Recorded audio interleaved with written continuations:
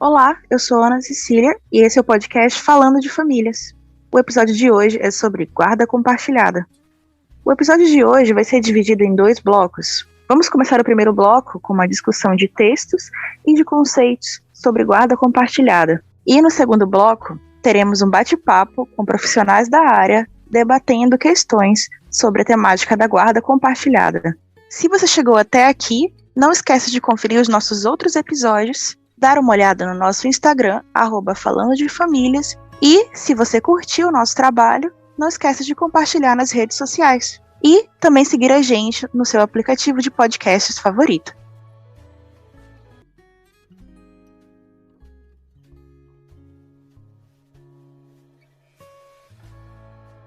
No primeiro bloco, teremos a discussão sobre Lei da Guarda Compartilhada, utilizando o texto Guarda Compartilhada, alguns argumentos e conteúdos da jurisprudência, por Leila Maria Torraca Brito e Manuela Neves Gonçalves. Utilizaremos também o texto Na Prática, Ela é Muito Complicada, Dilemas do Cotidiano sobre a Guarda Compartilhada, por Gabriela Clerici Cristofari, Daiane Santos do Carmo e Dorian Mônica Arpagni. A mesa será composta pelos estagiários de Serviço Social Lorena e Vanessa e pelos estagiários de Psicologia Ítalo e Lucas.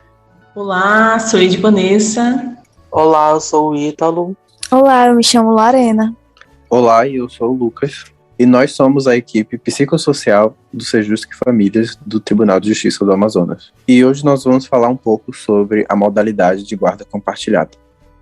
O conceito formal de guarda compartilhada, segundo a primeira lei de 2008, diz que a guarda compartilhada é a responsabilização conjunta e o exercício de direitos e deveres do pai e da mãe que não vivam sob o mesmo teto, concernentes ao poder familiar dos filhos comuns. Em outras palavras, a guarda compartilhada é em um cenário de pós-divórcio, onde genitores não são mais cônjuges. A guarda compartilhada é uma modalidade jurídica onde é possível com que ambos os pais compartilhem a guarda dos filhos, né?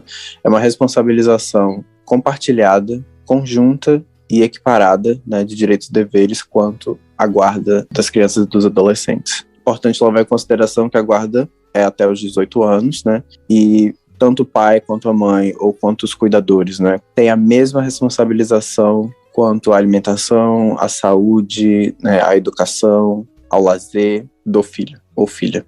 Outro fator importante é que a partir da nova disposição da nova lei da guarda, o operador de direito, no momento do processo de separação, ele explique para o pai, para a mãe, o dever e o direito de cada um com a criança a partir daquele novo momento da vida. A partir da nova lei de 2014, a guarda compartilhada deve ser aplicada havendo consenso ou não entre os pais. Ela só não será aplicada caso um dos genitores diga em juízo que não deseja a guarda.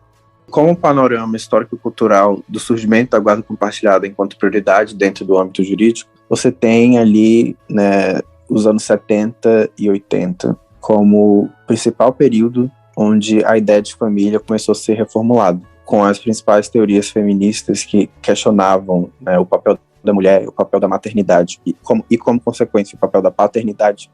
O próprio ideal de família, ele passou a ser necessariamente atualizado. Nós tivemos então a legalização da ideia do divórcio, o que antes não era permitido, né? Casais então puderam se separar legalmente com a lei do divórcio. Isso fez com que fosse necessário organizar a convivência após esse divórcio, que foi então legalizado, né? E por muito tempo o papel de cuidado foi colado às funções maternas, né? Porque o cuidado, né, o amor e o afeto, ele por muito tempo foi naturalizado como uma função da mãe. Mas com os questionamentos trazidos pela ciência, pela academia e pela sociedade em geral, né, do que é ser mãe, do que é ser mulher, e do que é ser pai, do que é ser homem na sociedade, fez com que se entendesse que a criança precisa de ambos os pais enquanto fontes de cuidado e de afeto. Com o passar dos anos, a guarda compartilhada, então, foi entendida como a modalidade mais adequada, que permite, então, equiparar as funções, tanto do pai quanto da mãe, porque os dois precisam ser fontes de afeto, de cuidado e de carinho à criança. Por isso que se tem hoje a prioridade da fixação da guarda compartilhada em casos de separação conjugal, onde se tenha filhos entre o ex-casal. A lei de 2008, 11.698, possui algumas brechas que permitiam que operadores do direito não priorizassem a guarda compartilhada enquanto modalidade apropriada para o ex-casal. Então, com isso, em 2014, foi editada uma nova lei que não permitia arbitrariedades, colocando a guarda compartilhada como regra no que tange a convivência e a parentalidade. Para o serviço social, as vantagens que existem de aplicar a guarda compartilhada é que isso vai assegurar o direito da criança, a convivência familiar e comunitária e a equidade parental na proteção, no cuidado e educação dos filhos para os genitores. E o serviço social é uma profissão que atua na garantia de direitos. Logo, a atuação dos profissionais vai ser pautada no bem-estar da criança, principalmente e primeiramente. O que é melhor para a criança? Conviver com ambos os pais ou conviver apenas com uma parte? Conviver com ambas as famílias ou conviver apenas com uma parte? É assim que o serviço social vai se pautar, no bem-estar da criança. E, geralmente, quando não há nenhuma desigualdade ou alguma injustiça envolvida, a melhor coisa a se fazer é aplicar a guarda compartilhada, porque isso vai assegurar a estabilidade da criança, tanto na garantia de direitos, como na garantia de uma infância e crescimento saudável. E vale ressaltar também que a guarda compartilhada, ela não diz somente a respeito a dias e horários bem definidos. Ou seja, se um pai passar 24 horas com a criança, a mãe terá que passar também 24 horas. Se um pai passar 5 dias da semana, a mãe também terá que passar 5 dias. Não, eles podem se adequar ao seu contexto de vida, porque a guarda compartilhada, ela vai dizer sobre responsabilidades e decisões que ambos os pais devem tomar. E vale ressaltar também que nos litígios envolvendo pai, mãe, filhos, não está ali envolvendo casais, então a gente deve separar a conjugalidade da parentalidade. Lembrar que ali não existe mais um casal que antes era casado, mas sim um pai e uma mãe que tem um filho e que tem todo o direito de cuidar, de ensinar e ter o seu tempo com seu filho, e bem como a criança também tem todo o direito de ter o seu convívio com ambos os genitores.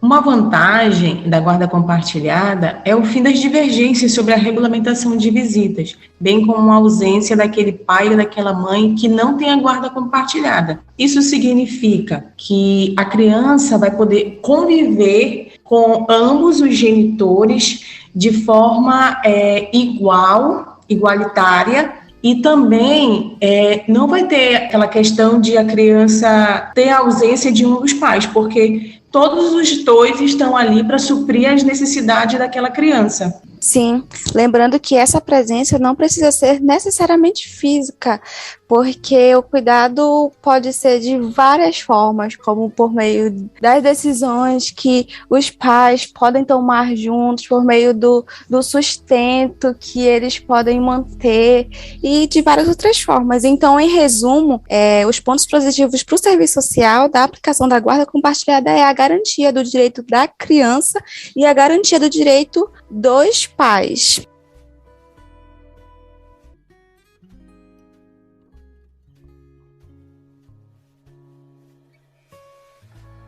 Agora, falando de psicologia, a modalidade de guarda compartilhada é entendida como o modelo mais apropriado no sentido de resguardar, o bom desenvolvimento da criança e do adolescente. A presença de ambos os pais no compartilhamento do cuidado é extremamente importante para a construção da identidade e das referências da criança e do adolescente. O autor Silva, por exemplo, ele acredita que a ausência de um dos pais, mesmo que por alguns dias, pode gerar angústia na criança. Então, por isso que a guarda compartilhada ela é muito importante, porque ela possibilita que a criança, o adolescente, continue convivendo na vida do seu genitor, do seu pai, da sua mãe. E esse pai e essa mãe continue compartilhando do desenvolvimento dessa criança e desse adolescente. Ela possibilita o fortalecimento do vínculo entre os pais e os filhos, desde pequeno até a adolescência, até a fase adulta. E segundo a literatura, ainda é dito que crianças muito pequenas que vivem longe de um dos genitores com o tempo podem ter muita dificuldade de retomar esse contato e esse apego posteriormente, ou até de construir do zero, né? Porque a perda recente, né, do contato faz com que as estruturas de memória, de apego se percam, né? Porque a presença dos pais, desde o início do desenvolvimento da criança, faz com que a construção do afeto seja muito mais fortificada, enquanto a tentativa de construir esse mesmo afeto posteriormente, quando a criança já está em fases mais avançadas do desenvolvimento, é extremamente prejudicada. Por isso a importância de estabelecer a guarda compartilhada ainda nos primórdios do desenvolvimento, para que ambos os pais cumpram funções importantes e de referência para os filhos. Quanto à aplicação prática da guarda compartilhada, existem alguns motivos que fazem com que os operadores do direito não priorizem essa modalidade de guarda, né? Um deles é o constante conflito e litígio entre os pais. Muitos operadores do direito acreditam que pais que estão em constante conflito e litígio não estão aptos para exercerem a modalidade de guarda compartilhada. Em relação a esse ponto do litígio entre o casal, o importante a ser observado é o direito da criança e do adolescente, a convivência familiar. É isso que tem que ser estabelecido. Então, conjugalidade e parentalidade devem ser tratadas por formas distintas, porque o casal está brigando, o casamento, a relação acabou, mas o direito deles, enquanto pais, permanece. Então, é esse direito, é essa visão que precisa ser prevalecida nesse momento. É um consenso o entendimento de que pais que discutem e que não conseguem dialogar é um grande complicador para o bom exercício da guarda compartilhada. Porém, entende-se, segundo a literatura, que mesmo em casos onde há um constante litígio, a possibilidade desses mesmos pais coexercerem a responsabilidade quanto aos cuidados dos filhos, talvez seja uma possibilidade de construção do diálogo e de aproximação entre esses pais que não conseguem conversar. A ideia de que existe um ponto em comum, um filho entre esses pais, permitiria que eles então pudessem construir uma rede de diálogos visando, né, suprir as principais necessidades desse filho.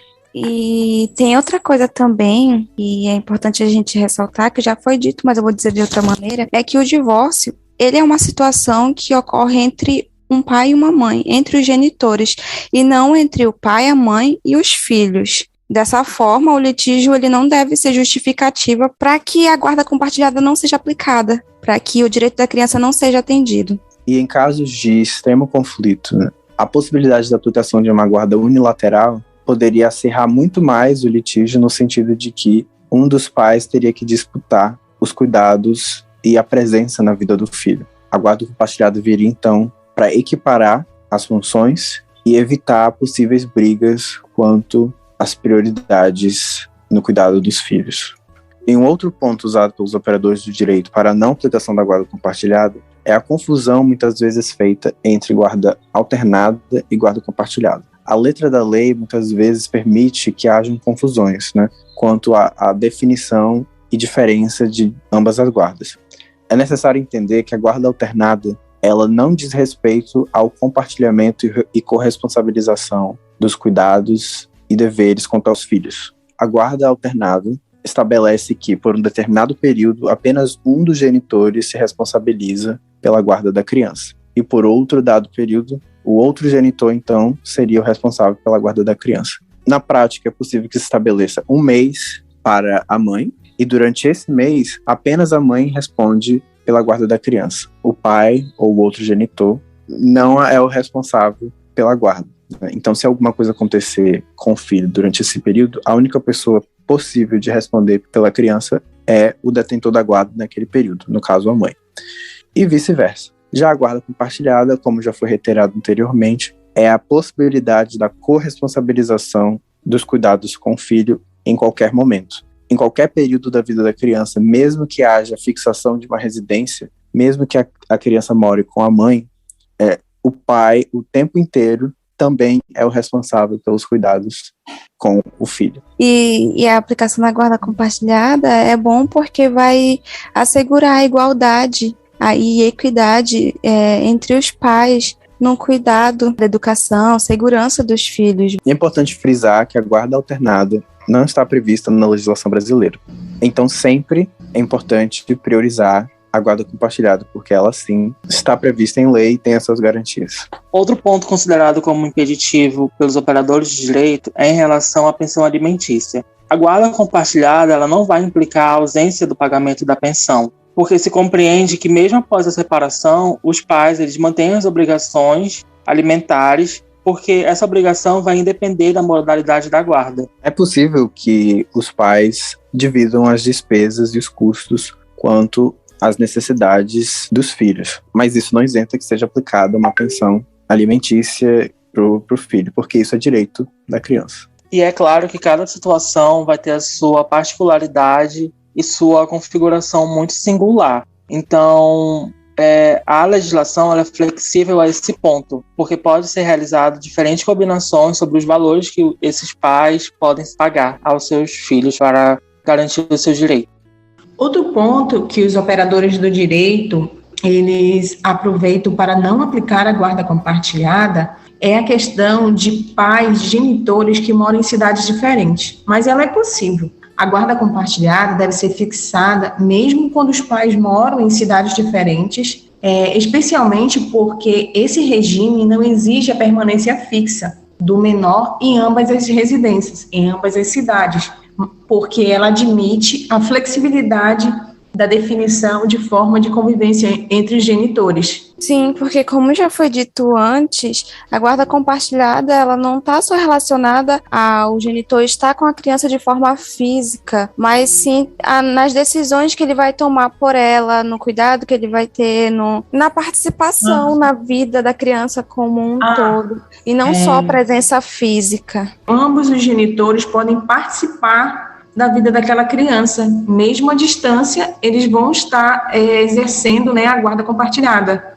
A legislação, enquanto essa modalidade de guarda, não exige que os pais tenham que morar próximos, porque o foco da guarda compartilhada é o cumprimento dos direitos e deveres da participação desse pai e dessa mãe na vida do filho. Hoje em dia, atualmente, a tecnologia ela é uma ferramenta muito importante para auxiliar nessa participação da vida do filho, caso o pai ou a mãe resida longe. Através de e-mail, videochamada, gravação de vídeo, é possível, através dessas tecnologias da internet, com que o pai continue participando, criando um vínculo e desenvolvendo esse vínculo com o seu filho, mesmo residindo longe. Outro argumento que os operadores do direito usam para não aplicar a guarda compartilhada é a questão da pouca idade da criança. Eles acreditam que quando a criança tem pouca idade, uma idade tenra, ela não precisa ter a convivência de ambos os pais.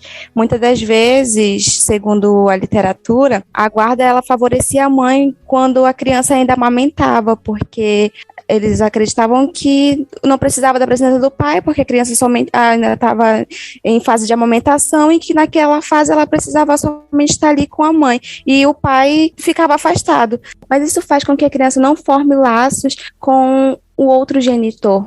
O direito à convivência do bebê com um pai e com a mãe é um direito constitucional que precisa ser garantido. A convivência de criança com pequena idade, com ambos os pais, vai ser relevante pelo fato de constituir a identidade desse bebê e dessa criança. Os pais apresentam influência positiva na trajetória desenvolvimental dos seus filhos. Ou seja, a participação de ambos os pais desde pequeno é fundamental para o desenvolvimento da personalidade da criança. A presença de ambos os pais na criação dos filhos, desde as primeiras fases do desenvolvimento, é importante porque preserva a memória afetiva, o apego e as fontes de referência.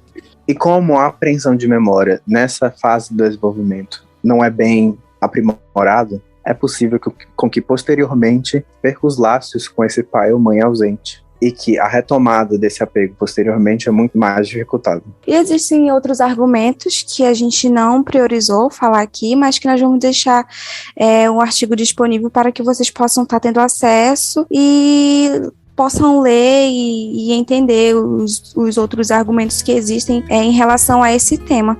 E, enfim, são muitos os benefícios, tanto do ponto de vista do serviço social, quanto do ponto de vista da psicologia, para a aplicação da guarda compartilhada.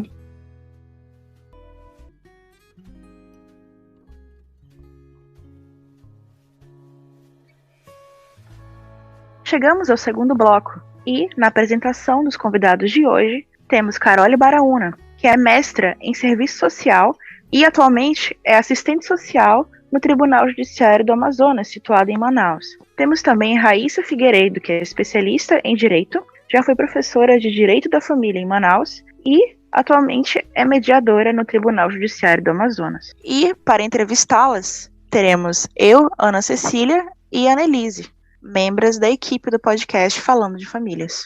Olá, eu gostaria de agradecer o convite aqui da equipe do podcast Falando de Famílias. É uma honra novamente estar aqui com vocês para a gente debater e conversar sobre famílias, né, que é um tema tão diverso e que faz parte da vida de todos nós, que somos seres humanos, né? Eu sou Carole, eu sou assistente social do Sejusc Famílias há 8 anos, atuo diretamente nessa perspectiva de transformação familiar.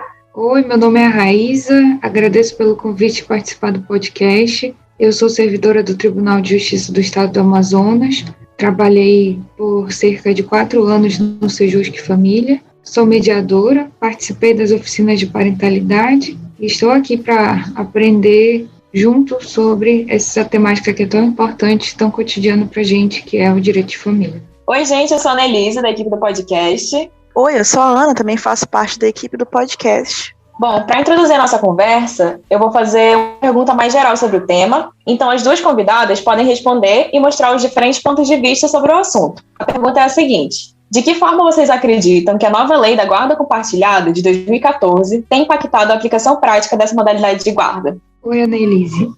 Sobre a tua pergunta, o grande impacto que a lei da guarda compartilhada de 2014 trouxe foi a obrigatoriedade desse tipo de guarda. Até então, a guarda compartilhada não era a regra, não era de forma obrigatória. E aí, a partir de 2014, né, com essa modificação no Código Civil, a gente vê ela sendo aplicada de forma que seja a regra, né, de forma obrigatória. E aí, especialmente nas audiências de conciliação, mediação, a gente tem até um parágrafo específico, que é o parágrafo 1º do artigo 1584, que fala: na audiência de conciliação, o juiz informará ao pai e à mãe o significado da guarda compartilhada, sua importância, a similitude de deveres e direitos atribuídos aos genitores e sanções sobre o descumprimento. Então, a gente vê que já introduz essa necessidade de informar as partes sobre o que está sendo decidido, né? Então, há ali a grande modificação de informar os interessados o que é a guarda compartilhada e estabelece ela como uma regra. As únicas hipóteses em que a guarda compartilhada não vai ser aplicada serão aquelas em que os genitores não estiverem capazes de exercer o poder familiar. Então, com a nova lei de 2014, a guarda compartilhada se torna uma regra e ela só não é aplicada nas hipóteses de não ser possível o exercício do poder familiar. Eu acredito que essa é a grande modificação que foi realizada por essa inovação legislativa. A Raíssa foi muito feliz na fala dela quando ela disse que o grande ganho, a grande contribuição está relacionada à obrigatoriedade. E aí, isso é até uma questão, né, quando a gente pensa em psicossocial, serviço social, psicologia, porque a gente pensa muito sobre isso, né, a questão do que é obrigatório, que não é livre, né. No entanto, o grande ganho, de fato, é fazer juridicamente que os pais ou os responsáveis, né, pelas crianças e adolescentes que sofreram a transformação familiar, sobretudo o divórcio, eles consigam compreender e se implicar na responsabilidade igualitária, né? Afinal de contas, quando essa criança ou esse adolescente, né, nasceu e aí de repente os pais, vou falar aqui de pai e mãe registraram essa criança, eles assumiram naquele momento a responsabilidade e um compartilhamento de responsabilidade, né? E aí, com o rompimento conjugal, a separação, a transformação familiar, eles recorrem à justiça para mudar esse formato de divisão de responsabilidade em muitos casos, né? E aí o que a gente percebe muito aqui no setor psicossocial é uma fala frequente daquele responsável que é o único guardião, se queixando de assumir sozinho muitas responsabilidades. Então, o responsável que é o guardião, quando ele é cobrado pelo outro, ele é muito cobrado pelo outro que não é guardião. Por exemplo, quando a criança não vai bem na escola, quando a criança adoece por algum motivo, o outro que não é guardião tende a cobrar, né, considerando que ele é o único responsável. Por outro lado, a gente também vê a informação desse não guardião nesse sentido, de que não é responsabilidade minha, eu não sou guardião, a culpa é do outro. Então, a gente percebe essa desigualdade absurda na divisão de responsabilidades, né? É por isso que o nome, esse nome de guarda compartilhada, ele traz no bojo dele essa ideia de compartilhar mesmo, de dividir responsabilidades. E aí, quando a justiça traz essa informação e essa obrigatoriedade e coloca a guarda compartilhada como sendo a regra e não a exceção, isso faz com que esses responsáveis que por algum motivo não conseguem se organizar para cuidar de maneira igualitária dessa criança e adolescente, eles têm uma obrigação de organizar um formato que seja possível dentro da realidade e limitações deles, mas que os dois, de forma igual, consigam cuidar dessa criança e desse adolescente. Esse é o maior ganho dessa modalidade, dessa obrigatoriedade, dessa regra que a justiça traz da guarda compartilhada. A guarda compartilhada, ela não é agora de 2014, né? Ela é introduzida no ordenamento jurídico com o novo Código Civil de 2002, mas até então ela não era aplicada de forma obrigatória. E aí a gente vê, ao longo dos anos, um movimento jurisprudencial de decisões, né, nesse sentido de ver que era mais interessante a manutenção dessa responsabilidade conjunta, que é o que a Carole falou. É mais interessante para a garantia dos direitos da criança e do adolescente que essa responsabilidade permaneça sendo exercida de forma conjunta, apesar da mudança de formato familiar, né, de dinâmica familiar. E a partir de 2014 que ela vem sendo aplicada de forma obrigatória, né, é estabelecida na legislação como uma imposição, né, como uma obrigatoriedade. E a partir daí eu vejo que é interessante o estímulo à manutenção dessa responsabilidade por parte dos pais.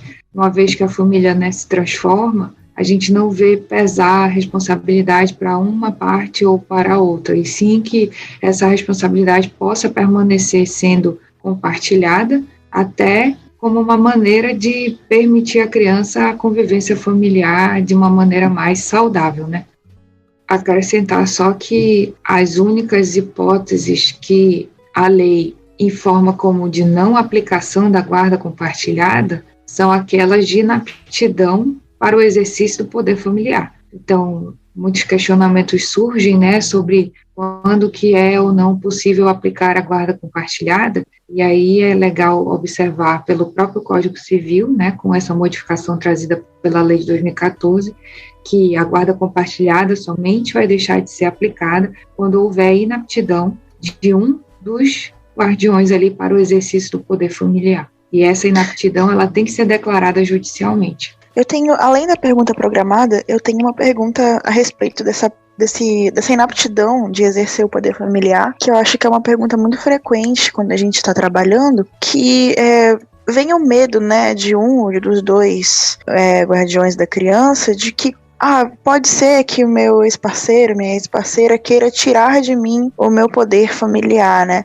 Então, em que circunstâncias que é declarada a inaptidão de um dos guardiões? Certo. O poder familiar é um atributo, né, que é inerente àqueles que possuem filhos. Então, independente de ser um casal heteroafetivo ou não, aquele que possui filho exerce o poder familiar enquanto esse poder familiar não foi extinto. E o poder familiar ele é extinto naturalmente pela morte, pela emancipação, pela maioridade, no caso de adoção, né, que aí a gente encerra ali o poder familiar frente a uma pessoa e passa a existir esse poder familiar decorrente desse novo laço, né, da adoção, ou por decisão judicial em casos extremos, que são aqueles casos em que aquela pessoa que exerce o poder familiar pode apresentar de alguma forma algum prejuízo, né, para o seu protegido, né, para o seu filho. E aí essas hipóteses estão previstas no Código Civil,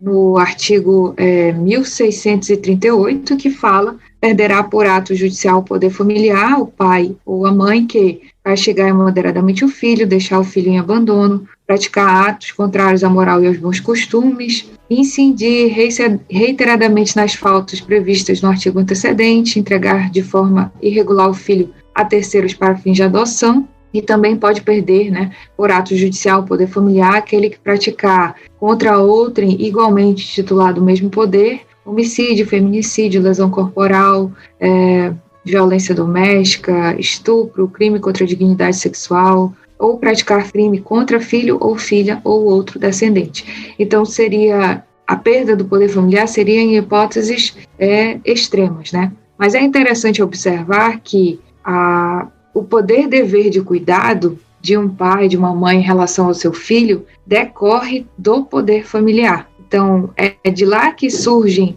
as responsabilidades e a possibilidade de conviver, de estar presente, de participar da vida de seu filho. E aí a gente, judicialmente, verifica que numa situação de transformação familiar, quando aquele, inicialmente, casal se separa, traz à tona a discussão acerca da guarda, né? Até então, aqueles que viviam juntos, né, ou exerciam de forma harmônica o poder familiar, passam agora a debater em torno da guarda. A guarda, no caso que a gente conversa aqui, a guarda compartilhada, seria uma manutenção desse exercício do poder familiar. A guarda não muda o poder familiar, né? Ela é um desdobramento dele. Então, o poder familiar é algo anterior ao exercício da guarda. E aí, quando a gente fala de guarda compartilhada, e quando a lei traz a questão da obrigatoriedade da guarda compartilhada, é como se estivesse validando aquilo que já falou-se anteriormente, que é o poder familiar. Olha, vocês possuem filhos, vocês exerciam o poder familiar frente aos filhos de vocês, não vejo aqui caso de inaptidão do exercício do poder familiar, então não tem por que mudar isso, vamos aplicar a guarda compartilhada. Então vai ser uma manutenção daquele poder familiar, sem modificações.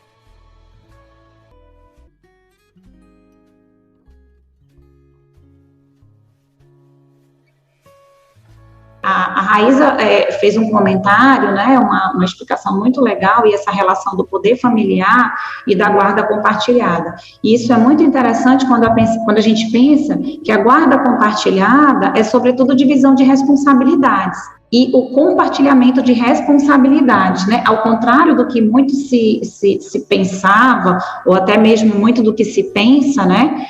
Que a guarda compartilhada é uma divisão ao meio de dias de convivência, né? De convivência física com o filho ou a criança ou adolescente pelo qual você é responsável. A guarda compartilhada, ela não pressupõe isso. Ela pressupõe que os responsáveis naturais ou que se tornaram responsáveis por algum motivo de criança, adolescente, eles precisam ter o mesmo peso, e aí vou ser redundante, de responsabilidade, de poder de decisão e de direito sobre essa criança e esse adolescente. E a guarda traz isso no bojo. Não tem a ver com dias que eu vou ficar com aquela criança ou aquela adolescente fisicamente. Tem a ver com o quanto eu participo efetivamente da vida dessa criança ou desse adolescente e o quanto eu sou responsável pelas decisões da vida e da rotina dessa criança e desse adolescente. E aí, fazendo uma breve pesquisa, né, sobre esse postulado da guarda, essa discussão da guarda, a gente encontra, inclusive, o IBDFAM, que é o Instituto Brasileiro de Direito de Família, que já traz essa discussão e essa conversa, né, sobre o termo guarda. Inclusive, aponta que entra em desuso, quando a gente pensa nessa divisão de responsabilidade, o termo guarda, esse rótulo do guardião e não guardião, ele perde o sentido, porque ele acaba linkando e transformando essa discussão de divisão de responsabilidade como uma espécie de coisificação da criança e adolescente. Então, se eu sou guardião, eu sou dono, eu sou proprietário, então traz esse aspecto, e mais do que isso, traz essa identificação. Muitos responsáveis, que um é guardião e o outro não, traz essa ideia mesmo de coisificação, de eu sou o proprietário, eu sou o dono das responsabilidades e dos direitos, enquanto o outro não é. E de fato, a lei em nenhum momento traz isso, né? Porque ainda existe ali o poder familiar, né? Então, no final das contas, juridicamente, o termo guarda, ele não faz diferença, grandes diferenças jurídicas, mas ele traz grandes diferenças na compreensão e, às vezes, até na organização familiar desses responsáveis. Aquele que é o guardião se sente sobrecarregado, se sente, de fato, o dono, o proprietário, o único proprietário da criança, enquanto o outro que não é guardião sente que não precisa ter responsabilidades efetivas sobre a criança ou adolescente pelo qual ele deveria ser responsável. Então, acho que essa discussão precisa ser mais resoluta, mais desenvolvida. Eu acho que é muito importante a gente estar falando sobre isso aqui, Raíza, e até agradecer a oportunidade do podcast para a gente debater esse tema, que de fato faz muito sentido, e a gente que trabalha diariamente com essas famílias que estão passando pelo processo de transformação familiar, isso faz muito sentido e faz toda a diferença na prática e na transformação positiva do conflito. Isso tudo que você falou, Carole, casa muito bem com a orientação que a gente tem dos tribunais superiores, né? A gente tem informativos de jurisprudência, que são publicações feitas pelos tribunais superiores, e aí no caso eu estou falando aqui do STJ, que informa como que anda as decisões, né? Seja pela relevância, seja pela frequência com que essas demandas aparecem. E aí o que você fala casa com essas orientações quando eles informam que a guarda compartilhada, ela não precisa que os pais morem na mesma cidade, não precisa que haja essa divisão igualitária de tempo de convivência, porque a gente está falando de responsabilidade conjunta, né? Então, não é necessário que a guarda compartilhada, para ser aplicada, tenha que ter essa divisão idêntica de tempo, porque o foco não é exatamente esse. O foco é manutenção de responsabilidade conjunta, evitar que sobrecarregue para um, evitar que o outro também fique afastado, né, do exercício das suas responsabilidades. E daí algumas questões surgem, como seria essa de a criança não tem tanta idade, ou a criança mora numa cidade, ou o outro responsável mora longe, então isso seriam causas de impedimento do exercício dessa guarda compartilhada, não seriam, né? Até porque a gente está falando da manutenção de um exercício que já havia antes, né? A manutenção do exercício do poder familiar. Então, a guarda compartilhada seria só isso, né? Informar as pessoas, e eu acho que essa seria a grande sacada da lei de 2014, porque quando impõe de forma obrigatória a guarda compartilhada e essa necessidade de informar aos interessados ali sobre a guarda compartilhada, ela traz nova luz para esse momento de transformação familiar, né? Então, olha, é possível continuar com a divisão de responsabilidades, é possível continuar com uma convivência o mais harmônica possível, né? E outra questão que costuma surgir mas os interessados não têm uma relação harmônica, os interessados não se dão bem, não são pessoas brigadas, etc. Isso também não seria um impedimento para o exercício de responsabilidade, né? A gente está falando de uma coisa que é muito superior a uma desavença, né? É claro que, como a gente apontou antes, em casos extremos, possível a justiça rever essa manutenção ou não do exercício do poder familiar, mas, em regra, a gente está falando de garantia de direitos da criança e do adolescente. Então, tirar o foco da briga e colocar o foco no bem-estar da criança e do adolescente, né? Deixar de tratar a criança como uma coisa e passar a vê-la como um sujeito de direitos, né? Que ela tem o direito de ser guardada, ela tem o direito de ser acolhida, né, por aqueles que são os seus responsáveis. Daí a guarda compartilhada. Perfeito, Raíza. E sabe, você falando aqui, eu fiquei pensando assim, as pessoas de repente ouvindo aqui a gente, aí fica se perguntando, mas como na prática que eu vou conseguir ser o responsável, o guardião do meu filho, se a gente mora em cidades diferentes, em países diferentes, né? E aí me fez pensar muito em um conceito que está extremamente relacionado à guarda e a divisão, ou melhor, vamos aqui começar a substituir esse termo guarda por responsabilidade, divisão de responsabilidade, que é o exercício da parentalidade, né? Em casos, sobretudo, que a gente está falando assim de pais, né, que se separaram, que tiveram uma relação conjugal e se separaram, preciso agora cuidar de filhos, crianças, adolescentes, enfim, a gente pensa que existe uma relação muito importante que precisa ser preservada enquanto esses pais e esses filhos existirem, que é a relação parental, né? A responsabilidade com o seu filho e essa parentalidade, ela precisa ser vista de forma separada da relação conjugal. E aí, essa mistura da parentalidade com a conjugalidade é que muitas das vezes faz com que os filhos sejam transformados em coisa, né? Já que a gente está falando aqui sobre coisificação. Porque eu vejo meu ex-parceiro, minha ex-parceira como o meu ex, e não só como pai, mãe ou responsável pelo meu filho, por essa criança e esse adolescente. É um exercício muito difícil essa separação, é um exercício que exige bastante dessas pessoas que estão envolvidas nesse processo de transformação familiar, mas é um exercício necessário.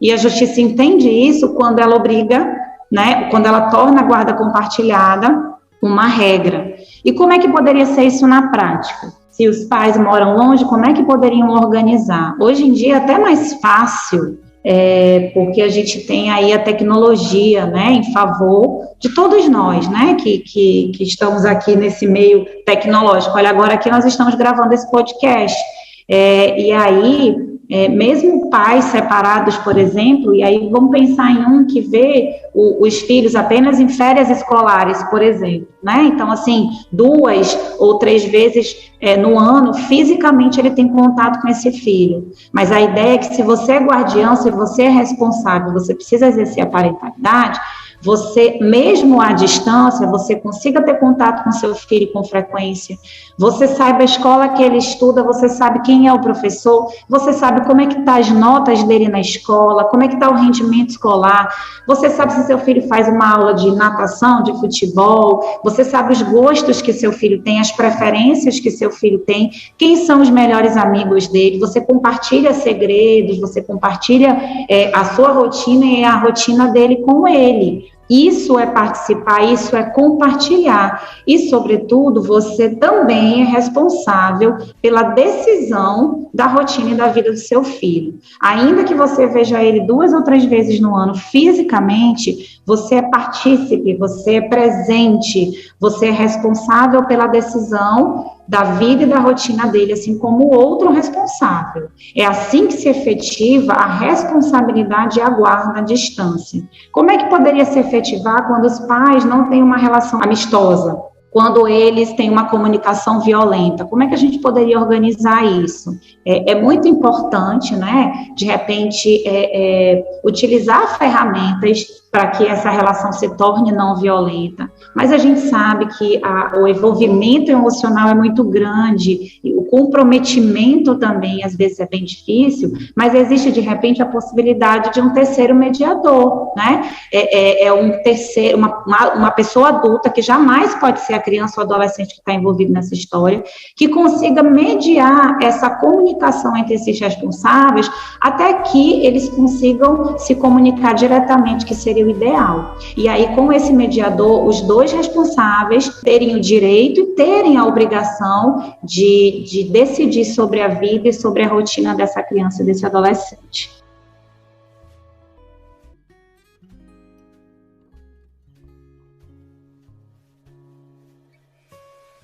Começamos falando sobre divisão igualitária de responsabilidades, né? Eu gostei muito de uma fala da Raíssa, que ela disse assim, né? Que é uma forma de dividir as responsabilidades e de cuidar, né? Então, a organização gere esse cuidado, né? Essa forma saudável de cuidar, né? Agora vocês estão trazendo como é que a aplicação dessa organização repercute na convivência familiar. Como é que pode se tornar uma experiência boa, uma experiência saudável para as crianças envolvidas, para os adolescentes envolvidos nessa situação, né? Que não necessariamente tiveram a ver com o conflito, né? Na verdade, eles estão aí mais como pessoas que estão recebendo as consequências desse conflito, né? Já falaram um pouquinho sobre, mas tem mais algum ponto que vocês gostariam de abordar a respeito de como é que essa aplicação da modalidade repercute na convivência familiar, na asseguração de direitos? Só queria destacar que esses informativos que são publicados pelo STJ, eles traduzem, né, a forma como as decisões estão sendo proferidas, né? E daí, com uma pesquisa muito simples que a gente entra lá no site do STJ, procura informativo de jurisprudência e digita lá guarda compartilhada, a gente recebe aqui alguns informativos, né? E aí eles indicam que o fato de os genitores possuírem domicílio em cidades distintas não representa óbice à fixação da guarda compartilhada. Além desse informativo, a gente tem outro falando, somente deixará de ser aplicada quando houver inaptidão para o exercício do poder familiar. E é interessante também que, por vezes, as pessoas confundem a guarda compartilhada com guarda alternada, né? A guarda alternada, ela não é prevista no nosso Código Civil, né? É uma modalidade que acabou sendo disseminada, mas não está prevista em lei. E ela é diferente de guarda compartilhada, né? Quando a gente fala de guarda compartilhada, a gente reitera, compartilhamento de cuidados, de responsabilidades. Alternada já traz outra ideia, né? Que alterna, né? Um período é um, outro período é outro. E a ideia da guarda compartilhada é a manutenção do exercício do poder familiar como se nada tivesse acontecido, né? A criança, o adolescente que está passando ali por aquele momento de transformação familiar, ele não é responsável pelo que está acontecendo, ele não deve ser cobrada a responsabilidade dele porque é sujeito à informação, né? Uma pessoa ainda em formação. E como mero espectador, né, a ideia é que ele seja cuidado, guardado, daí a guarda compartilhada. E de forma prática, né, como é que isso seria colocado na prática? Como a gente está falando de uma informação trazida por um tribunal superior, ele não está te dizendo como que isso vai acontecer, ele está te dizendo regras, né? Olha, a regra não é porque moram em cidades distintas que é impossível aplicar a guarda compartilhada. Não importa em divisão idêntica de tempo. A ideia é de compartilhamento de responsabilidades. Não se confunde com a custódia física da criança, do adolescente, né? Então, a forma como isso vai se dar na prática vai depender das peculiaridades de cada família. Aquilo que é possível se aplicar para uma família pode não ser possível para a outra. Lembrando que a regra é a guarda compartilhada. Como essa regra vai ser aplicada no cotidiano de cada dinâmica familiar, aí já é outra questão, né? Aí que entra o papel da mediação, que entra a necessidade de comunicação com outras áreas do conhecimento para estabelecer a maneira mais saudável de convívio, né? Inclusive, a fala da Raíssa me faz remeter ao artigo 227 da Constituição Federal, que deu origem, foi a base, né, para a construção do Estatuto da Criança e do Adolescente. O artigo 227, ele fala o seguinte, que é dever da família, da sociedade e do Estado assegurar a criança e ao adolescente com absoluta prioridade o direito à vida, à saúde, alimentação, educação, lazer, profissionalização, cultura, dignidade, respeito, liberdade, convivência familiar e comunitária.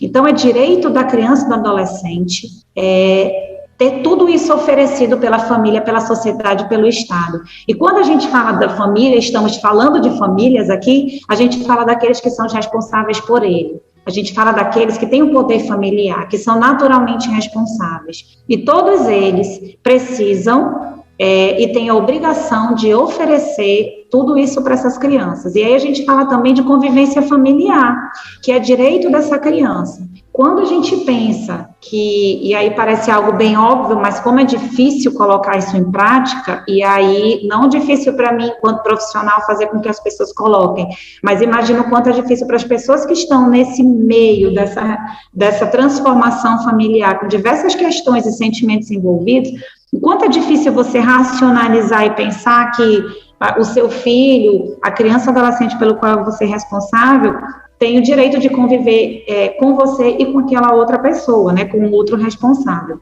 E aí, você pensar que essa criança tem o direito de conviver igualmente com esses dois responsáveis e tem o direito de ter todas essas... tudo isso ofertado para ele por esses dois responsáveis, a gente pensa o quanto a guarda compartilhada ela é importante, porque ela, de certa forma, vamos colocar muito entre aspas aí, obriga esses responsáveis a se organizar e dar o jeito de se organizar para oferecer de forma igualitária, ofertar esses direitos, garantir esses direitos dessa criança e desse adolescente. Veja o quanto é importante para essa criança, que já passou por esse processo de transformação familiar, conseguir receber dos dois responsáveis ou mais, a gente está falando de diversidade familiar, dos responsáveis, os seus direitos de forma igualitária. Olha quanto é importante ele poder transitar entre as diversas casas que ele tem e conseguir ter seus direitos garantidos em qualquer uma dessas casas, com qualquer um desses responsáveis. Então, sem dúvida nenhuma, a guarda compartilhada é sim a melhor modalidade. E aí, quando a gente para de usar o termo, né, a gente está aqui conversando sobre esse rótulo, quando a gente para de rotular o guarda, de pensar nesse nome, a gente pensa assim que o melhor formato para essa criança é poder conviver com os responsáveis por ele de forma igualitária, de forma harmônica e de forma não violenta. Essa, sem dúvida, é a melhor alternativa para essa criança e para esse adolescente que está passando pelo processo de transformação familiar.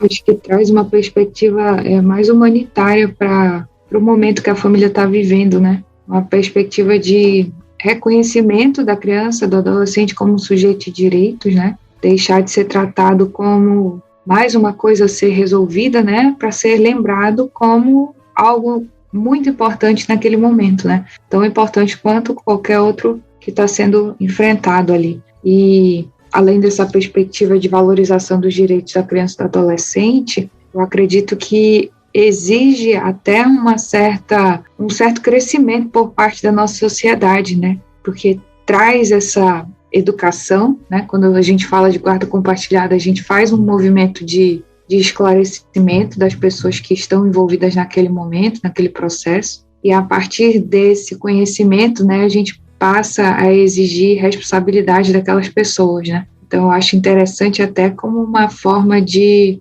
crescimento social. A partir do momento que a gente fala de guarda compartilhada, de manutenção de responsabilidades, de foco no reconhecimento daquela criança e adolescente como sujeito de direitos e proteção disso, né? Pensando no futuro, no desenvolvimento daquela pessoa, das gerações que virão pela frente, né? A gente, de alguma forma, trabalha para a construção de uma sociedade melhor, né? Que eu acredito que é o grande ganho, né? Quando a gente faz esse tipo de movimento por parte do direito. Perfeito, Raiz, e eu acredito que a sociedade ela é extremamente mutável, né? Ela está ali, é bem dialética, ela está em construção, reconstrução, desconstrução o tempo inteiro. A gente fala sobre famílias, por exemplo, porque a gente entende que existem diferentes tipos e todas elas precisam ser reconhecidas. E aí, quando eu uso o termo reconhecimento, eu me volto à justiça, ao direito, né? Esse debate só é possível, essa construção, essas inovações, elas se tornam possíveis quando o direito passa a reconhecer essas diferenças, né? Essas mudanças que ocorrem. Infelizmente, o direito não reconhece ao mesmo tempo em que elas vêm ocorrendo, né? A gente sabe que as mudanças societárias, de formato de família, de formato de relações, elas acontecem, e aí o direito reconhece depois, né? A justiça reconhece depois, e com esse reconhecimento da justiça vem o direito que é garantido, né? A gente está falando, por exemplo, reconhecimento socioafetivo, né? Quantas famílias já não se construíam nessa modalidade, né? De cuidar de crianças e adolescentes como se fossem seus filhos, mas como a justiça não reconhecia o direito, também não acontecia. Né? Então, quando a gente hoje está aqui nessa discussão sobre guarda, sobre um termo que está entrando em desuso, porque a gente reconhece que a sociedade mudou e que existem, e que é muito maior que isso, essa responsabilidade parental, a gente traz um grande ganho para a sociedade mesmo, como você falou. Na verdade, a gente está aqui num momento de discussão de evolução mesmo, de ganho, de progresso, de novas perspectivas, e eu percebo hoje a justiça olhando muito para esse lado, né? A gente vê assim uma mudança no reconhecimento e na garantia de direitos bem mais rápida, digamos assim, que antigamente, né? Então, assim, que essa discussão sirva para isso, que esse termo guarda, de fato, seja bem repensado, de repente caia mesmo em desuso,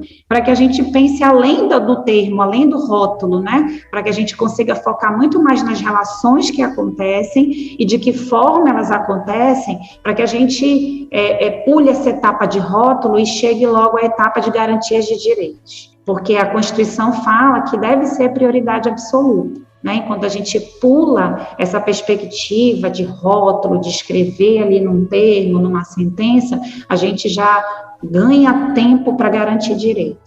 É interessante isso que a Carole falou, que o tempo do direito não é o mesmo tempo da vida, né? E isso é a vida, é corriqueiro, né? A vida ocorre de uma maneira muito mais dinâmica, e aí até chegar o momento da decisão judicial, aqueles fatos já aconteceram. E a gente está vendo isso hoje na guarda compartilhada, né? Nesse movimento que antes era extremamente patriarcal, né? Responsabilidades do homem, responsabilidades da mulher, e a gente vem vendo a transformação da nossa sociedade, e hoje o direito apenas ratificando aquilo que já ocorre, né? A partir da visão, garante ou não garante direitos, né? Estamos ferindo ou estamos garantindo direitos? Então, está se garantindo direitos da criança, do adolescente, da família? Beleza, guarda compartilhada. E não é a primeira vez que isso acontece, né? A gente viu isso acontecer na união estável. A união estável, antes de ser juridicamente reconhecida, acontecia. As pessoas viviam em união estável, só não tinham os seus direitos garantidos, né? Então, não é a primeira vez que a gente vê isso acontecer, especialmente no âmbito do direito de família, né? É uma coisa que vai continuar acontecendo, e é interessante lembrar isso, porque às vezes a gente esquece, a gente acha que a justiça é o mecanismo que vai realizar algo, enquanto que eu acredito que o grande papel da justiça é validar o que é válido, né? Estamos protegendo ou não direitos? Como vamos proteger direitos? Como vamos evitar o prejuízo àquele indivíduo em formação que seria a criança e o adolescente, né? E esse movimento da guarda compartilhada, eu acredito que é muito feliz, porque protege aquele sujeito que está em formação, e a partir daí a gente não sabe o que o futuro nos espera, né? O que o futuro vai trazer, né? Já que esses sujeitos hoje estão sendo melhor cuidados, mais protegidos, que frutos que a gente vai ter no futuro, né? E isso me traz esperança, né, de que a gente vai ter uma sociedade mais pacífica, uma sociedade mais responsável.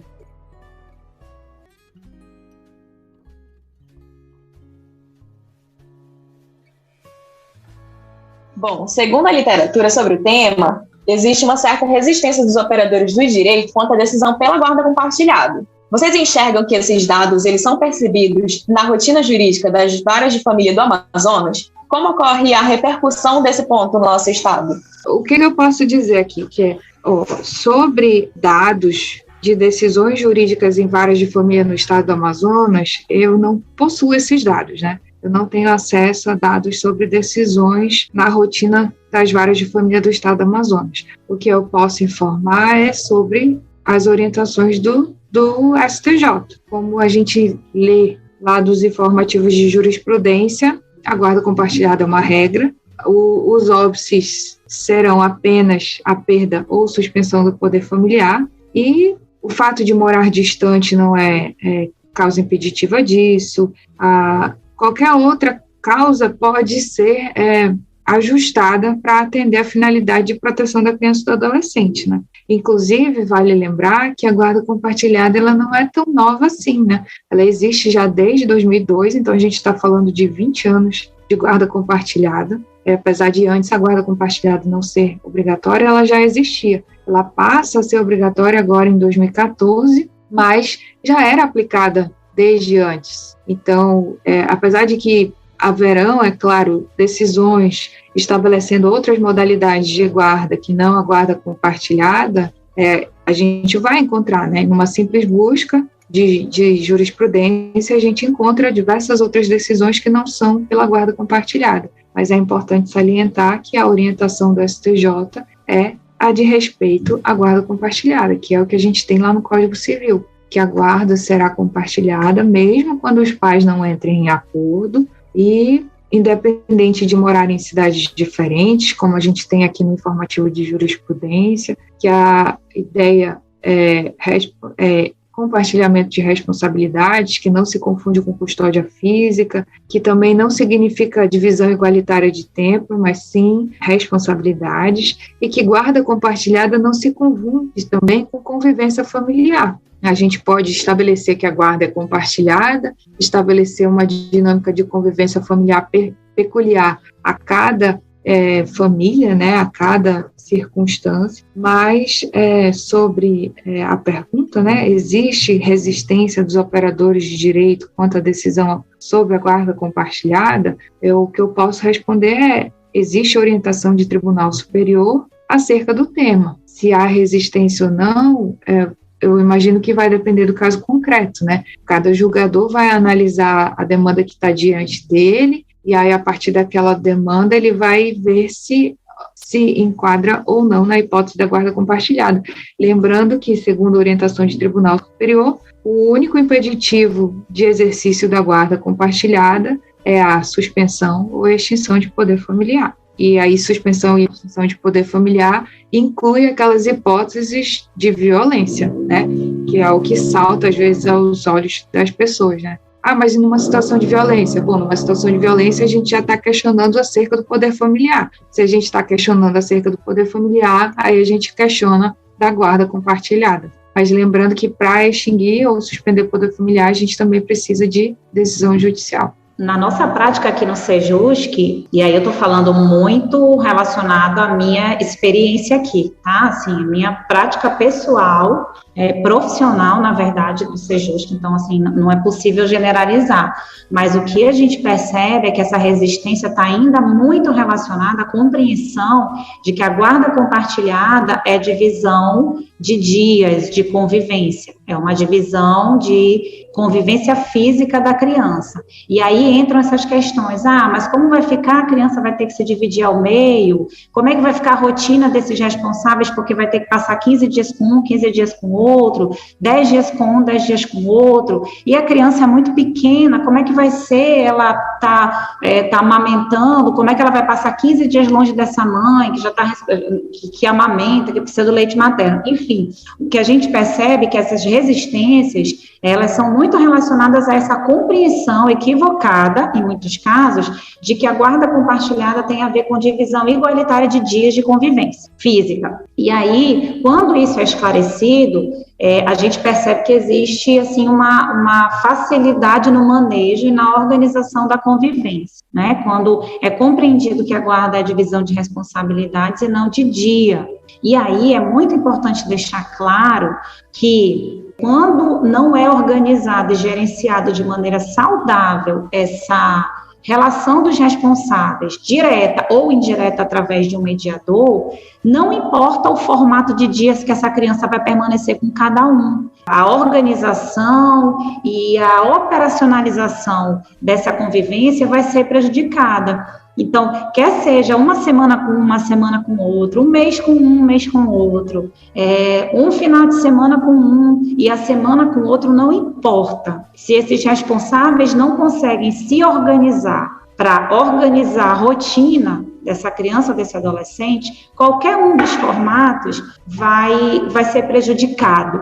Então, mais importante do que pensar em divisão de dias, é em pensar de que forma eu, como responsável, entendendo que a regra é a guarda compartilhada, vou precisar me organizar com outro responsável para cuidar do meu filho, para cuidar da criança ou adolescente que eu sou responsável. Isso é um grande ganho, porque antes, e aí a gente ainda vê muito isso, quando a guarda compartilhada não era a regra, pensava-se muito em para disputa mesmo. Vamos lá, eu quero ganhar a guarda vai ser minha, eu preciso ganhar essa batalha. A gente não escuta muito isso. Mas quanto mais a gente discute, quanto mais a justiça entende, né, e os operadores do direito também, que a guarda compartilhada é a melhor alternativa, esses pais vão buscar formas de conseguir se organizar para cuidar dessa criança e desse adolescente. E aí tem muito a ver com a rotina de cada um dos responsáveis. Como é que eu vou organizar esse formato?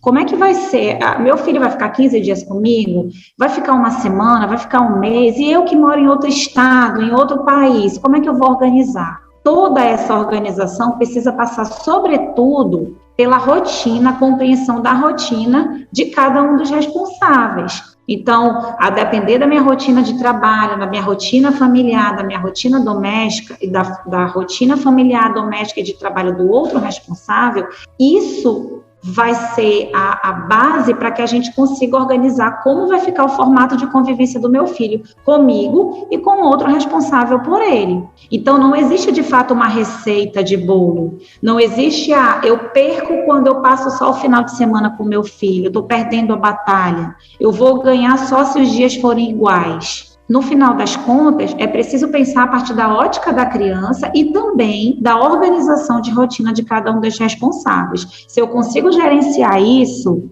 o tempo que eu vou ficar fisicamente com o meu filho, ele vai ser de uma qualidade absurda. Não importa se esse tempo físico vai ser menor do que o tempo que ele vai ficar com outro responsável. Dessa forma, foi melhor para a organização da vida e da rotina do meu filho, foi melhor para a organização da minha rotina e da vida e do outro responsável também. E quando é possível acertar isso, sem dúvida nenhuma, o direito é garantido e a organização, a comunicação não violenta, a cultura de paz é estabelecida. Queria incluir uma fala aqui, pessoal, que é a guarda compartilhada, ela é obrigatória, né? Ela vai ser aplicada, ela só não vai ser aplicada nessas hipóteses de perda ou suspensão do poder familiar ou quando um dos interessados, né, pai ou mãe, declarar que não deseja exercer a guarda. Eu acho que é importante a gente acrescentar isso, que eu não falei em lugar nenhum. E até esse ponto é bastante questionado, né? É algo que assim, a gente também já discute enquanto equipe, porque imagina só, né? Você é o responsável, e aí você não pode simplesmente chegar lá e dizer assim, eu não quero essa responsabilidade, né? Então, assim, até por esse motivo também, a gente traz aí mais uma pauta de discussão e que endossa essa compreensão de que esse termo guarda, ele realmente é algo que precisa ser repensado, esse rótulo, né?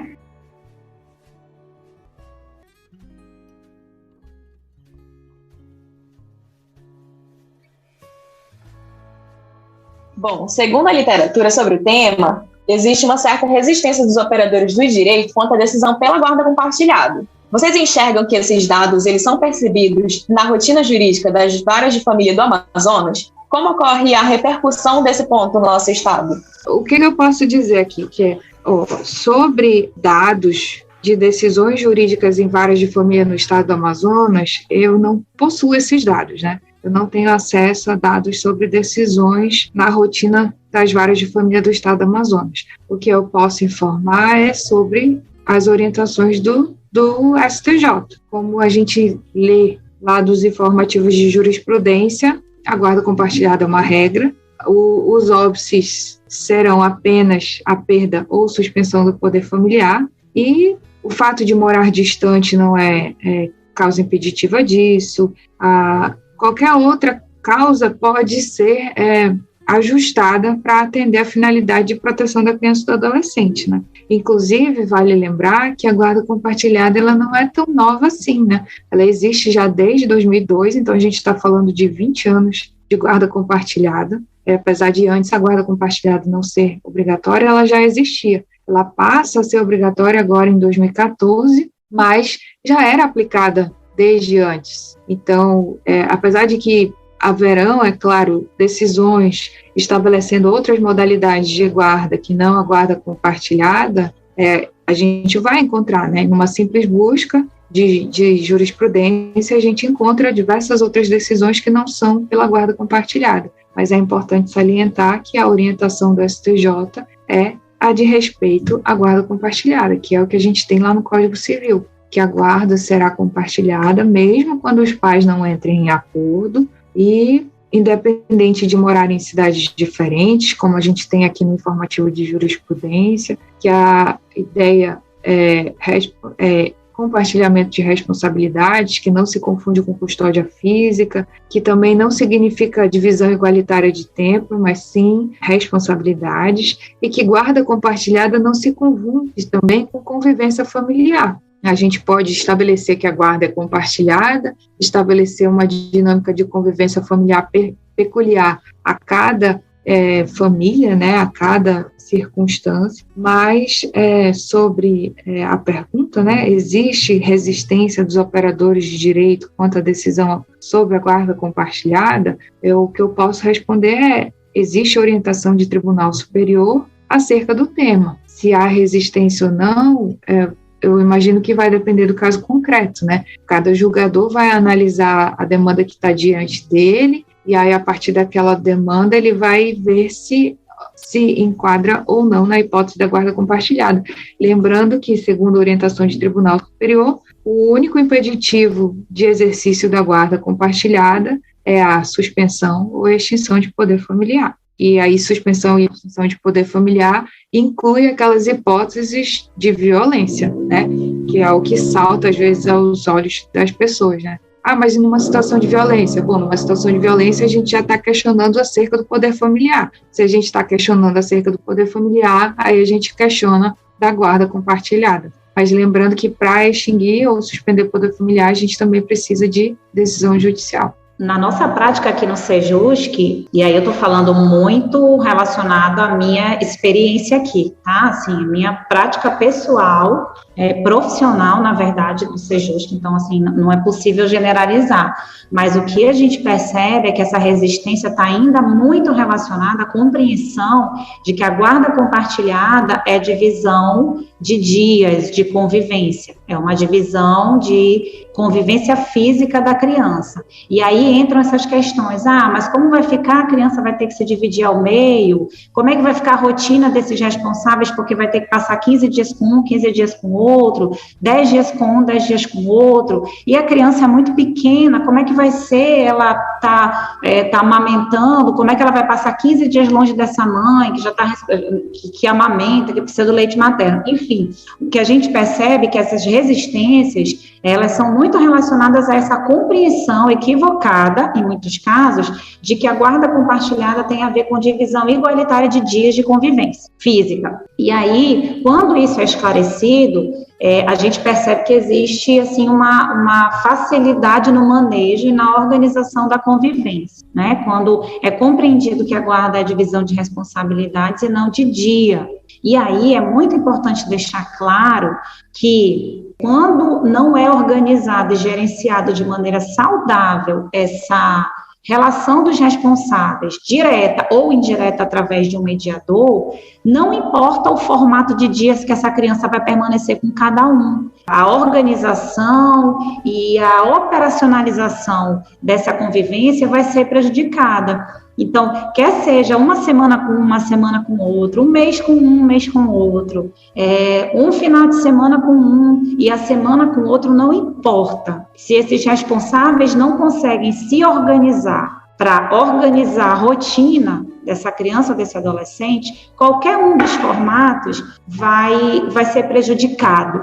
Então, mais importante do que pensar em divisão de dias, é em pensar de que forma eu como responsável, entendendo que a regra é a guarda compartilhada, vou precisar me organizar com outro responsável para cuidar do meu filho, para cuidar da criança ou adolescente que eu sou responsável. Isso é um grande ganho, porque antes, e aí a gente ainda vê muito isso, quando a guarda compartilhada não era a regra, pensava-se muito em ir para disputa mesmo. Vamos lá, eu quero ganhar a guarda vai ser minha, eu preciso ganhar essa batalha. A gente não escuta muito isso. Mas quanto mais a gente discute, quanto mais a justiça entende, né, e os operadores do direito também, que a guarda compartilhada é a melhor alternativa, esses pais vão buscar formas de conseguir se organizar para cuidar dessa criança e desse adolescente. E aí tem muito a ver com a rotina de cada um dos responsáveis. Como é que eu vou organizar esse formato?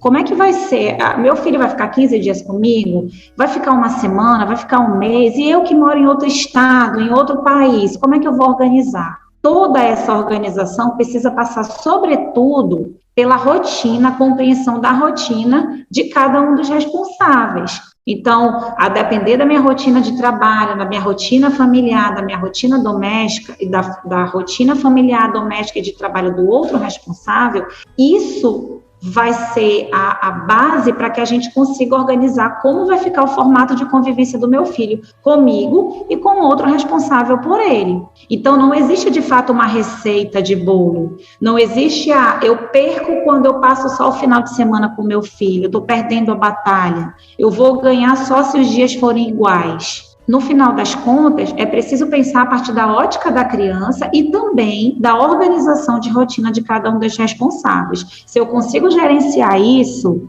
o tempo que eu vou ficar fisicamente com o meu filho, ele vai ser de uma qualidade absurda. Não importa se esse tempo físico vai ser menor do que o tempo que ele vai ficar com outro responsável. Dessa forma, foi melhor para a organização da vida e da rotina do meu filho, foi melhor para a organização da minha rotina e da vida e do outro responsável também. E quando é possível acertar isso, sem dúvida nenhuma, o direito é garantido e a organização, a comunicação não violenta, a cultura de paz é estabelecida. Queria incluir uma fala aqui, pessoal, que é a guarda compartilhada, ela é obrigatória, né? Ela vai ser aplicada, ela só não vai ser aplicada nessas hipóteses de perda ou suspensão do poder familiar ou quando um dos interessados, né, pai ou mãe, declarar que não deseja exercer a guarda. Eu acho que é importante a gente acrescentar isso, que eu não falei em lugar nenhum. E até esse ponto é bastante questionado, né? É algo que assim, a gente também já discute enquanto equipe, porque imagina só, né? Você é o responsável, e aí você não pode simplesmente chegar lá e dizer assim, eu não quero essa responsabilidade, né? Então, assim, até por esse motivo também, a gente traz aí mais uma pauta de discussão e que endossa essa compreensão de que esse termo guarda, ele realmente é algo que precisa ser repensado, esse rótulo, né?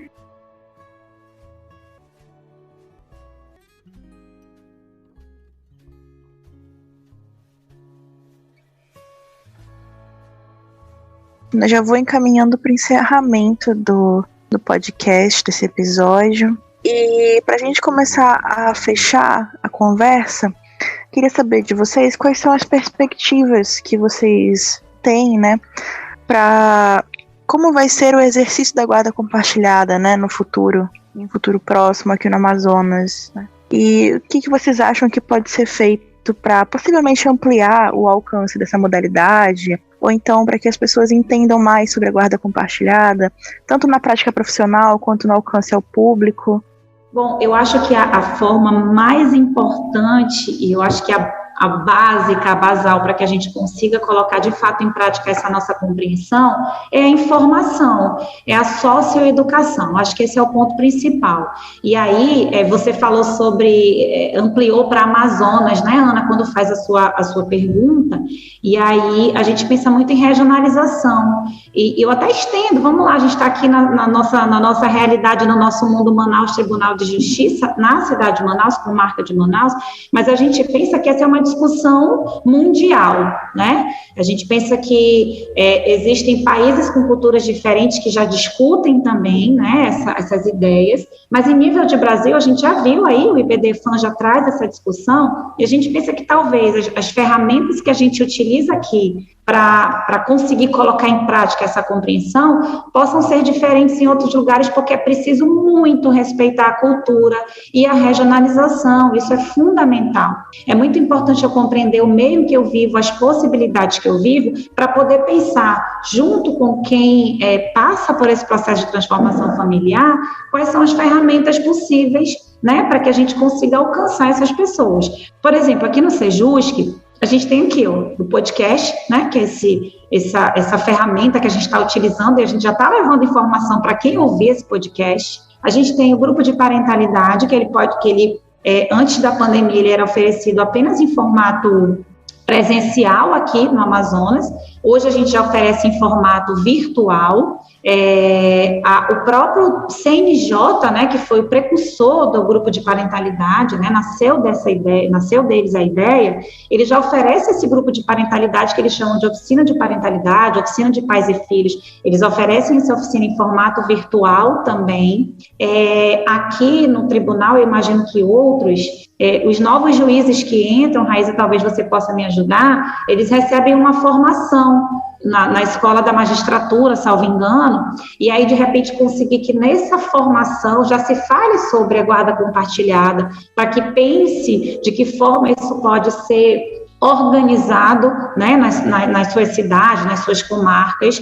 A gente tem também outros aparelhos estatais e municipais, como CRAS, como CREAS, que trabalham com famílias, e aí, claro que dentro da sua perspectiva, dentro do seu papel, né, não vamos confundir o trabalho deles com o trabalho da justiça, mas eles realizam atividades e programas e projetos e trabalham diretamente com famílias, que é fundamental, e aí essa discussão de guarda, ela não pode ficar dentro dos muros da justiça, ela precisa se estender, ela precisa ir até as escolas, ela precisa ir até os sistemas de assistência social também, né? E aí, eu acho que a gente pensando em algo muito maior do que o que a gente vive, a gente consegue alcançar, desconstruir essa compreensão de coisificação e de repente, conseguir colocar verdadeiramente em prática, né? É difícil eu aqui dizer de que forma poderia acontecer lá no interior, bem distante da cidade de Manaus, onde os acessos são mais difíceis, a tecnologia é mais difícil,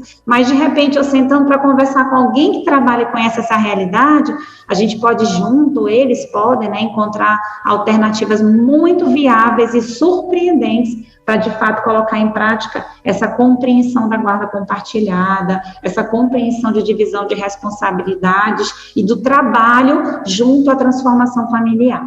Bom, respondendo à pergunta, então, qual seria a minha perspectiva para o exercício da guarda compartilhada, né? Eu acredito que minhas perspectivas para o exercício da guarda compartilhada são muito positivas, porque a gente vê uma modificação da forma de abordagem, né, do conflito familiar por parte da justiça. A gente vê isso aqui no Amazonas de uma forma muito forte, com a atuação do Sejusc Família, né, coordenado pelo juiz Dr. Gildo Alves de Carvalho Filho. E quanto à formação de novos magistrados, do que eu tenho conhecimento, os magistrados que ingressam no Tribunal de Justiça participam de curso de formação, inclusive o Dr. Gildo é um dos professores, orientadores que participam desse curso de formação de novos magistrados, então eu imagino que ali existe um campo muito fértil para debate em torno da aplicabilidade da guarda compartilhada, e a nossa sociedade só tem a ganhar com isso. Então, minhas perspectivas são muito positivas.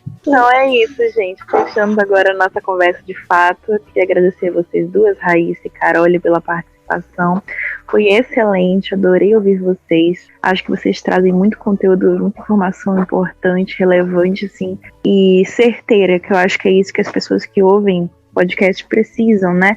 De informação confiável. E abrir esse meio de comunicação é uma honra para nós, a gente se sente muito feliz realizando o podcast, entrevistando pessoas como vocês, que trazem tanto conteúdo bom para a comunidade, né, para as pessoas que ouvem. Que o papo foi muito proveitoso, acredito que a gente conseguiu falar sobre guarda compartilhada de uma forma bem ampla, trazendo tanto a perspectiva do Sejusc quanto as visões de cada uma. Então, assim, ficou bem legal. Gostei bastante. Também queria agradecer vocês por ter participado.